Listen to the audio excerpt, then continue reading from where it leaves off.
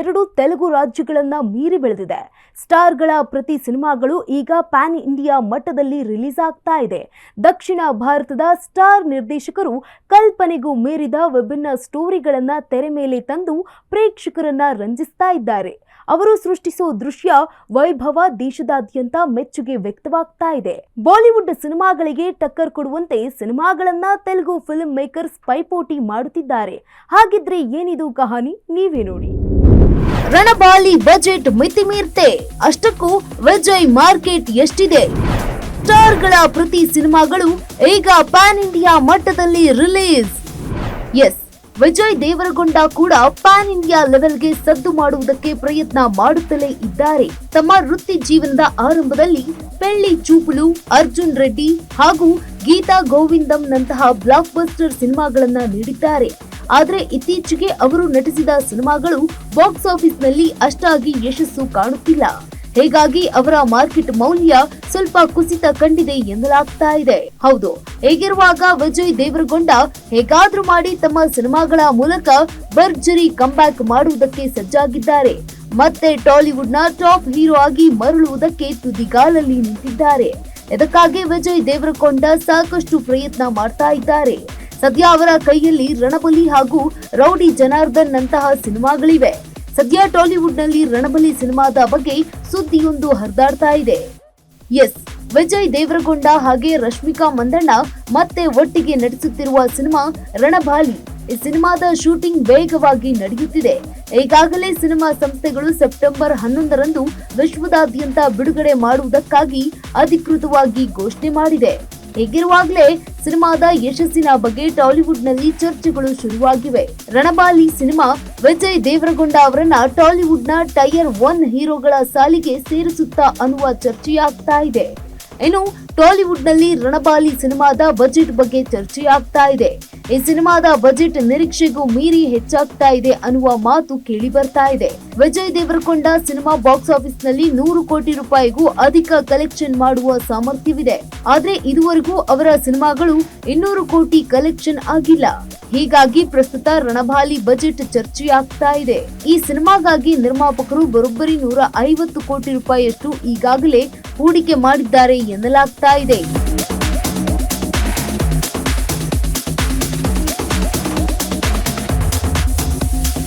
S, ಒಂದು ವೇಳೆ ವಿಜಯ್ ದೇವರಕೊಂಡ ಹಾಗೆ ರಶ್ಮಿಕಾ ಮಂದಣ್ಣ ನಟಿಸಿದ ಈ ಸಿನಿಮಾಗೆ ನೆಗೆಟಿವ್ ರಿವ್ಯೂ ಬಂದ್ರೆ, ಬಾಕ್ಸ್ ಆಫೀಸ್ ನಲ್ಲಿ ಕಲೆಕ್ಷನ್ ಉತ್ತಮವಾಗಿರದೆ ಇದ್ರೆ ಚಿತ್ರತಂಡ ಹಾಗೂ ವಿತರಕರು ಭಾರಿ ಪ್ರಮಾಣದ ಆರ್ಥಿಕ ನಷ್ಟವನ್ನ ಎದುರಿಸಬೇಕಾಗುತ್ತವೆ.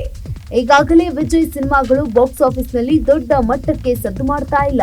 ಹೀಗಾಗಿ ಸಿನಿ ವಿಶ್ಲೇಷಕರು ಎಂತಹದ್ದೊಂದು ಲೆಕ್ಕಾಚಾರ ಹಾಕ್ತಾ ಇದ್ದಾರೆ ಅಂತ ಟಾಲಿವುಡ್ ನಲ್ಲಿ ಟಾಕ್ ಶುರುವಾಗಿದೆ. ಹೌದು, ಅಂದಹಾಗೆ ರಣಬಾಲಿ ಸಿನಿಮಾದ ಮತ್ತೊಂದು ವಿಶೇಷತೆ ಎಂದ್ರೆ ವಿಜಯ್ ದೇವರಕೊಂಡ ಹಾಗೆ ನ್ಯಾಷನಲ್ ಕ್ರಶ್ ರಶ್ಮಿಕಾ ಮಂದಣ್ಣ ಮದುವೆಯಾದ ಬಳಿಕ ಜೊತೆಯಾಗಿ ನಟಿಸುತ್ತಿರುವ ಮೊದಲ ಸಿನಿಮಾ ಇದಾಗಿದೆ. ಈ ಹಿನ್ನೆಲೆಯಲ್ಲಿ ಇವರಿಬ್ಬರ ಆನ್ ಸ್ಕ್ರೀನ್ ಕೆಮಿಸ್ಟ್ರಿ ನೋಡಲು ಇಬ್ಬರ ಅಭಿಮಾನಿಗಳು ಕೂಡ ಕಾತರದಿಂದ ಕಾಯುತ್ತಿದ್ದಾರೆ.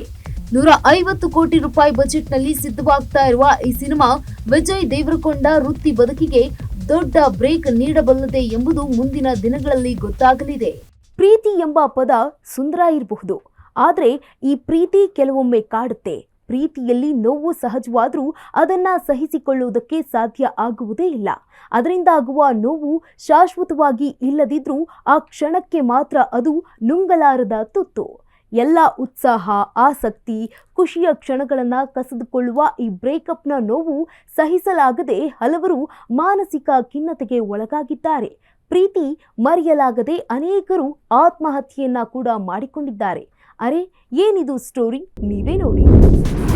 ಮಾನಸಿಕ ಕಿರುಕುಳ, ಬೆದರಿಕೆ, ಸಂಚಿತ ದುರಂತ ಅಂತ್ಯಕ್ಕೆ ಈ ನಟನೆ ಕಾರಣ. ಬೆಚ್ಚಿ ಬೀಳಿಸುವ ಚಾಟ್ಲೀಕ್, ಏನಿದು ಅಸಲಿ ಸ್ಟೋರಿ ಕಹಾನಿ? ಎಸ್, ಮೊನ್ನೆ ಕುಂಕುಮ್ ಭಾಗ್ಯ ಖ್ಯಾತಿಯ ಸಂಚಿತಾ ಉಗಾಲೆ ಆತ್ಮಹತ್ಯೆ ಮಾಡಿಕೊಳ್ಳಲು ಈ ಲವ್ ಮತ್ತು ಬ್ರೇಕಪ್ ಪ್ರಮುಖ ಕಾರಣ ಎನ್ನುವ ವಾದವನ್ನ ಉಜ್ವಲ್ ಶರ್ಮಾ ಸದ್ಯ ಮಾಡಿದ್ದಾರೆ. ಹೌದು, ಉಜ್ವಲ್ ಶರ್ಮಾ. ಸಾಜನ್ ಘರ್ ಧಾರಾವಾಹಿಯಲ್ಲಿ ಸಂಚಿತಾ ಅವರ ಜೊತೆ ತೆರೆ ಹಂಚಿಕೊಂಡಿದ್ದ ಚೆಲುವ.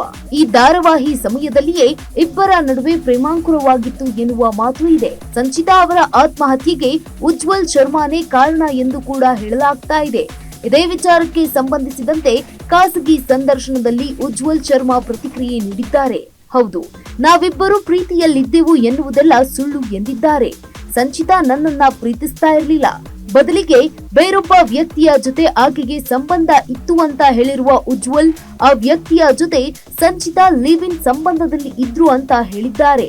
ಅಲ್ಲದೆ ಸಂಚಿತಾ ತಮ್ಮ ಮಾಜಿ ಪ್ರಿಯಕರನೊಂದಿಗಿನ ಬ್ರೇಕಪ್ ನಿಂದಾಗಿ ತೀವ್ರ ಮಾನಸಿಕ ನೋವಿನಲ್ಲಿದ್ರು. ನಾನು ಕಳೆದ ಕೆಲವು ತಿಂಗಳಿನಿಂದ ಅವರ ಸಂಪರ್ಕದಲ್ಲಿ ಇರಲಿಲ್ಲ ಅಂತ ಕೂಡ ಉಜ್ವಲ್ ಹೇಳಿದ್ದಾರೆ. ಎಸ್, ಆದ್ರೆ ಹಿಂದಿ ಕಿರುತೆರೆ ಮಾತನಾಡುತ್ತಿರುವುದೇ ಬೇರೆ. ಆ ಪ್ರಕಾರ ಸಂಚಿತಾ ಆತುರದ ನಿರ್ಧಾರಕ್ಕೆ ಪ್ರತ್ಯಕ್ಷ ಮತ್ತು ಪರೋಕ್ಷ ಕಾರಣ ಬೇರೆ ಯಾರೂ ಅಲ್ಲ, ಬದಲಿಗೆ ಇದೇ ಉಜ್ವಲ್ ಶರ್ಮಾ ಅಂತ ಹಲವರು ಹೇಳುತ್ತಿದ್ದಾರೆ. ಉಜ್ವಲ್ ಶರ್ಮಾ ನೀಡಿದ ಮಾನಸಿಕ ಕಿರುಕುಳದಿಂದಲೇ ಸಂಚಿತಾ ಆತ್ಮಹತ್ಯೆಗೆ ಶರಣಾಗಿದ್ದಾರೆ ಅಂತ ಹೇಳುತ್ತಿದ್ದಾರೆ. ಈ ಕುರಿತು ಮಾಧ್ಯಮಗಳಿಗೆ ಪ್ರತಿಕ್ರಿಯೆ ನೀಡಿರುವ ಸಂಚಿತಾ ಅವರ ಆಪ್ತ ಸ್ನೇಹಿತೆ ಮತ್ತು ನಟಿ ಇಂದ್ರಾಕ್ಷಿ ಕಾಂಜಿಲಾಲ್ ಉಜ್ವಲ್ ಶರ್ಮಾ ಅವರ ಹೇಳಿಕೆಯ ವಿರುದ್ಧ ತೀವ್ರ ಆಕ್ರೋಶ ಹೊರಹಾಕಿದ್ದಾರೆ.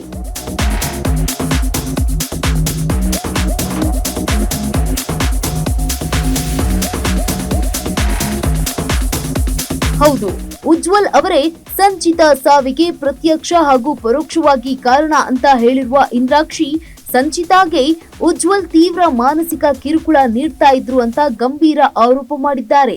ಸಂಚಿತಾ ಸತ್ತ ನಂತರ ಆಕೆಯ ವೈಯಕ್ತಿಕ ಜೀವನದ ಕುರಿತು ಉಜ್ವಲ್ ಇಷ್ಟೊಂದು ಕೀಳು ಮಟ್ಟದಲ್ಲಿ ಮಾತನಾಡಬಾರದಿತ್ತು ಅಂತ ಬೇಸರ ವ್ಯಕ್ತಪಡಿಸಿರುವ ಇಂದ್ರಾಕ್ಷಿ, ಉಜ್ವಲ್ ಮಾತುಗಳನ್ನ ಕೇಳಿ ನನಗೆ ಆಶ್ಚರ್ಯದ ಜೊತೆಗೆ ವಿಷಾದವೂ ಆಯಿತು ಎಂದಿದ್ದಾರೆ. ಎಸ್, ಸಾಜನ್ ಘರ್ ಧಾರಾವಾಹಿಯಿಂದ ಸಂಚಿತಾ ಹೊರಬರಲು ಉಜ್ವಲ್ ನೀಡಿದ ಕಿರುಕುಳವೇ ಮೂಲ ಕಾರಣ ಅಂತ ಹೇಳಿರುವ ಇಂದ್ರಾಕ್ಷಿ, ಸಂಚಿತಾ ಅವರಿಂದ ಉಜ್ವಲ್ ತಮ್ಮಿಂದ ಸಾಲದ ರೂಪದಲ್ಲಿ ಹಣ ಪಡೆದುಕೊಂಡಿದ್ರು.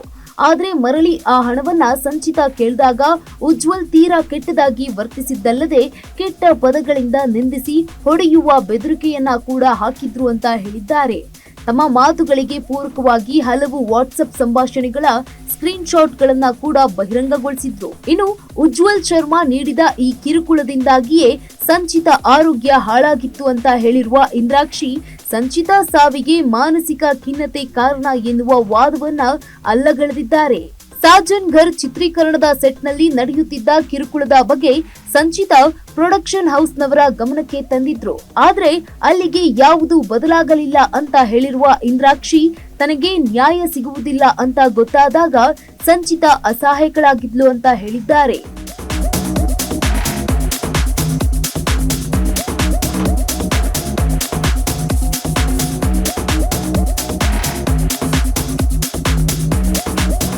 ಹೌದು, ಪೊಲೀಸರು ಈ ಆಯಾಮದಲ್ಲಿಯೂ ಕೂಡ ತನಿಖೆ ನಡೆಸಬೇಕು ಅಂತ ಒತ್ತಾಯಿಸಿದ್ದಾರೆ. ಕೇವಲ ಇಂದ್ರಾಕ್ಷಿ ಮಾತ್ರ ಅಲ್ಲ, ಮತ್ತೊಬ್ಬ ನಟಿ ಕೌಶಿಕ್ ರಾಥೋಡ್ ಕೂಡ ಇದೇ ರೀತಿಯಾಗಿ ಇಂದ್ರಾಕ್ಷಿಯವರ ಮಾತುಗಳನ್ನೇ ಪುನರುಚ್ಚರಿಸಿದ್ದಾರೆ. ಉಜ್ವಲ್ ಶರ್ಮಾ ವರ್ತನೆಯಿಂದಾಗಿ ಸಂಚಿತಾ ಸೆಟ್ನಲ್ಲಿ ತೀವ್ರ ಅಸಹಾಯಕತೆ ಮತ್ತು ಒಂಟಿತನವನ್ನ ಅನುಭವಿಸ್ತಾ ಇದ್ರು ಅಂತ ಹೇಳಿದ್ದಾರೆ. ಉದ್ಯಮದಲ್ಲಿ ನಡೆಯುವ ಇಂತಹ ವಿಷಕಾರಿ ವರ್ತನೆಗಳ ವಿರುದ್ಧ ಧ್ವನಿ ಎತ್ತಬೇಕಾದ ಸಮಯ ಬಂದಿದೆ ಅಂತ ಸಹ ಕಲಾವಿದರು ಕೂಡ ಒಕ್ಕೊರಳಿನಿಂದ ಆಗ್ರಹಿಸಿದ್ದಾರೆ. Film bureau, Ravikumar Sarvi. ಇದಾಗಿತ್ತು ಇಂದಿನ ಸಿನಿಮಾ ಅಪ್ಡೇಟ್ಸ್. ಇನ್ನಷ್ಟು ಸಿನಿಮಾ ಅಪ್ಡೇಟ್ಸ್ ನೊಂದಿಗೆ ನಿಮ್ಮ ಮುಂದೆ ಬರ್ತೀನಿ. ಅಲ್ಲಿಯವರೆಗೂ ನೋಡ್ತಾ ಇರಿ ಅಶ್ವವೇಗ ನ್ಯೂಸ್, ಸತ್ಯಾನ್ವೇಷಣೆಯ ಓಟದಲ್ಲಿ.